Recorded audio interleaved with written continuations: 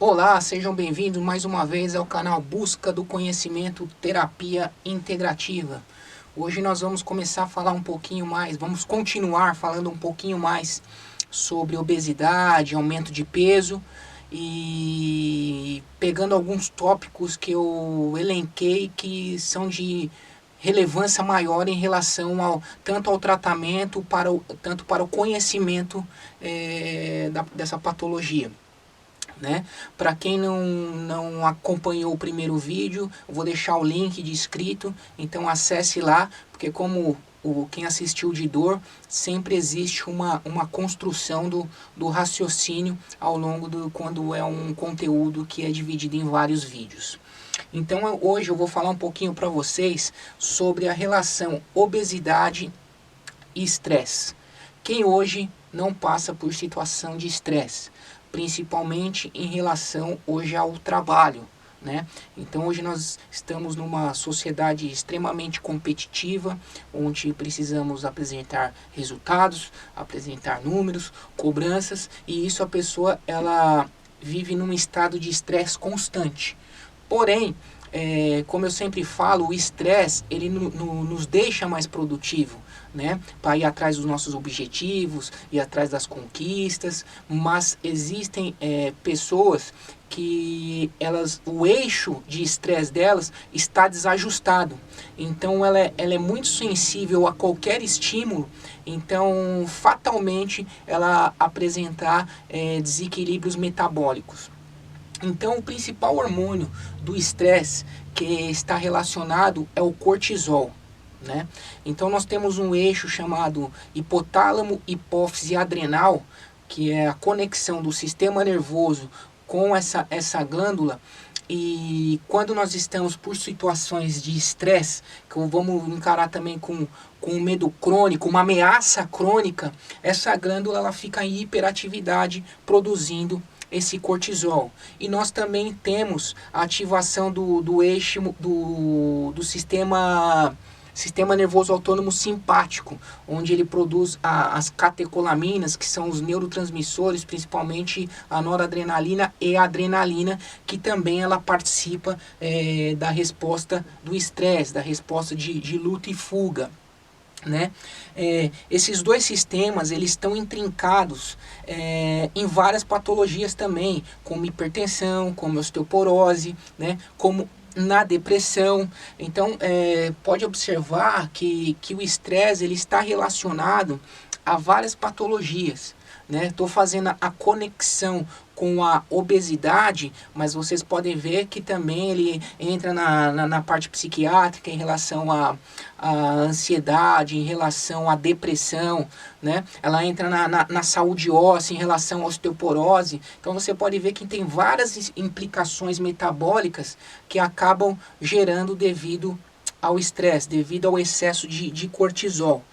Então esse excesso de cortisol, essa ativação do eixo hipotálamo, hipófise adrenal e também do sistema nervoso autônomo simpático, gerando essas patologias, elas fazem isso por quê? Porque ela causa profundas mudanças nas nossas vias bioquímicas. Então todos nós sabemos que hoje tem a gordura visceral, que é aquela gordura que fica entre os órgãos, que é aquela gordura que está relacionada a síndrome metabólica, que é a resistência à insulina, a dislipidemia, que é um aumento de colesterol, de triglicerídeo, a hipertensão arterial, dando toda aquela repercussão no sistema cardiovascular. E esse tecido adiposo visceral, ele tem muitos receptores de cortisol. Olha para vocês verem que interessante. Então, um hormônio que é produzido durante o estresse. Nós temos lá o tecido adiposo visceral, né? Que ele é rico em receptores, então ele responde de uma forma muito rápida e muito intensa.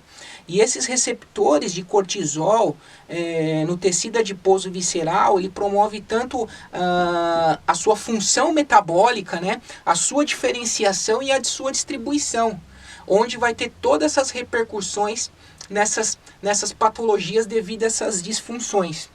Então, o controle do estresse, o controle desse eixo é de fundamental importância para estar fazendo um tratamento assertivo, um tratamento, uma visão mais holística em relação à obesidade. Como eu digo, não adianta ficar usando laxante, não adianta ficar usando diurético, não adianta ficar usando anorexígeno, não adianta ficar usando inibidores de enzimas responsáveis pela degradação de gordura, porque existem vários eixos que estão desajustados nesses pacientes que está favorecendo o aumento de peso. Então nós temos que enxergar ele como um todo numa visão holística e fazer todo esse equilíbrio metabólico para que se tenha sucesso. Por isso que eu não acredito em fórmula mágica, em dieta milagrosa, em tratamento milagroso, se você não colocar a bioquímica e a fisiologia em primeiro lugar, fazer um raciocínio em cima da situação que está acontecendo para que tenha êxito no tratamento. Então, voltando em relação ao cortisol, o cortisol ele tem algumas repercussões extremamente pronunciadas que justificam aquilo que eu falei anteriormente. Então, o que o cortisol faz? Que ele acaba provocando uma resistência à insulina e sendo um passo para desenvolver o diabetes mellitus do tipo 2. Ele aumenta a gliconeogênese hepática. Então, o que significa? A pessoa vai começar a produzir glicose a partir de compostos não glicídicos. Então, imagine só que ela vai pegar, vai começar a degradar as proteínas, principalmente muscular. Essas proteínas, elas serão degradadas, vai virar aminoácido e esses aminoácidos vai servir como blocos construtores de glicose. Então, você tendo aumento de glicose, você estimula o seu pâncreas a liberar insulina. Então, você tem um aumento de insulina e um aumento de glicose. Imagine a pessoa vivendo num estresse crônico, fazendo isso diariamente. Fatalmente, ela desenvolverá uma intolerância à glicose e a diabetes mellitus 2. Fora que esses disparos de pico de insulina, a insulina é um hormônio, um polipeptídeo, né? Algumas literaturas colocam como polipeptídeo, algumas como hormônio, antilipolítico, ou seja, ela bloqueia a via do nosso organismo que é responsável pela degradação de gordura. Então, esse excesso de insulina, além de bloquear essa via que degrada a gordura, ela favorece a formação de gordura através da lipogênese.